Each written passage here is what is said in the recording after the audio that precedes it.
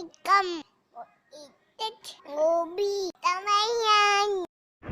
எல்லாருக்கும் வணக்கங்க. இன்றைக்கி நம்ம மிஸ்ஸஸ் கோபி சமையல் சேனலில் நம்ம பார்க்க போகிறது ஒரு சூப்பரான சைட் டிஷ், அதாவது வடகம். இது வந்து மீதமான சாப்பாட்டில் செஞ்சதுங்க. சாதம் வந்து மீதம் ஆயிடுச்சுன்னா அந்த அன்றைக்கி நைட்டே வந்து அதில் வந்து நம்ம தண்ணி ஊற்றி வச்சுருவோம். அப்படி ஊற்றி வச்சதுக்கப்புறம் காலையில் வந்து ஃபுல்லாக அந்த தண்ணி வந்து வடித்து இந்த மாதிரி எடுத்து வச்சுக்கோங்க.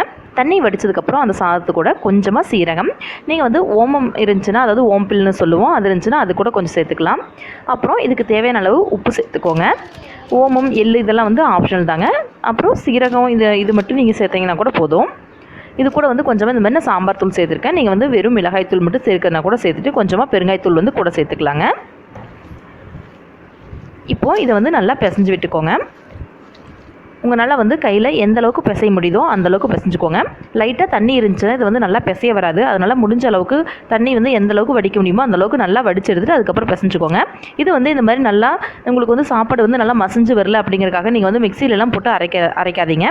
அப்படி அரைச்சிட்டிங்கன்னா நம்மளுக்கு வடகம் வந்து ரொம்ப ஹார்டாக வரும், ரொம்ப கெட்டியாக இருக்கும், கடிக்கவே முடியாது. உங்களுக்கு வந்து நல்லா கிறிஸ்பியாக பொறுப்பாக வேணும் அப்படின்னு நினச்சிங்கன்னா நீங்கள் வந்து இந்த மாதிரி கையில் வந்து எந்த அளவுக்கு பிசைய முடியுதோ அந்தளவுக்கு மட்டும் பிசைஞ்சிங்கன்னா போதும். ஒரு குறிப்பிட்ட ஸ்டேஜுக்கு மேலே பிசைய முடியல அப்படின்னா நீங்கள் வந்து விட்டுறலாம். லைட்டாக பருக்கியாக இருந்தாலும் ஒன்றும் பிரச்சனை இல்லைங்க. அது வந்து நல்லா மொறுமொறுப்பாக இருக்கும். இப்போது நம்ம பிசைஞ்ச இந்த சாதத்தை இந்த மாதிரி வந்து வெயிலில் ஒரு துணியை வந்து விரிச்சிட்டு, ஒரு சுத்தமான துணியை வந்து விரிச்சுக்கோங்க. விரிச்சிட்டு அதில் வந்து இந்த மாதிரி சின்னதாக எடுத்து வச்சுருங்க. ஒரு அரை எலுமிச்சம்பழ சைஸுக்கு இருந்தால் போதுங்க. ரொம்ப பெருசாகவும் வச்சிடாதீங்க, அதே சமயம் ரொம்ப குட்டியாகவும் வைக்க வேண்டாம். ஒரு சின்ன நெல்லிக்காய் அளவு வச்சிங்கன்னா போதும். இந்த மாதிரி வச்சுட்டு இதை வந்து 3லிருந்து 4 நாள் வரைக்கும் நல்லா வெயிலில் காய வைங்க. நைட் டைமில் வந்து நீங்கள் வந்து அப்படியே துணியோட மடித்து எடுத்துகிட்டு வந்து உள்ளே வச்சிடலாம். மறுபடியும் காலையில் எடுத்து இந்த மாதிரி வெயிலில் காய வச்சுக்கலாம். இது பாருங்கள், இது நல்லா காஞ்சது.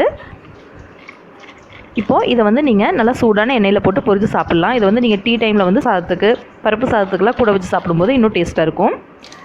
இப்போ பாருங்கள் எப்படி சூப்பராக பொரிஞ்சு வருதுன்னு. நல்லா சூடாக இருக்க எண்ணெயில் அப்பளம் பொரிக்கிற மாதிரி பொரிச்செடுக்க வேண்டியது தாங்க.